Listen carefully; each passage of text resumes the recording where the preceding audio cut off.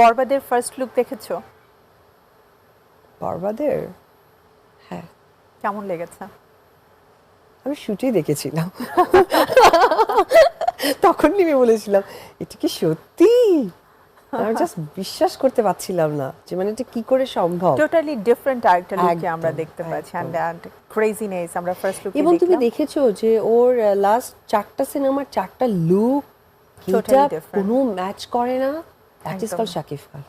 Yes, and he was so happy যখন first লুকটা দেখানো হলো, মানে চোখে মুখে বোঝা যাচ্ছিল যে এই ফিল্মটা নিয়েও তার এক্সপেকটেশন অনেক হাই অ্যান্ড নতুন কিছু একটা হতে যাচ্ছে, মানে একজন ইনশাআল্লাহ। শিল্পীর আত্মতৃপ্তির যে ব্যাপারটা থাকে সেটা কিন্তু চোখে মুখে ফুটে একদম। উঠতে দেখেছি।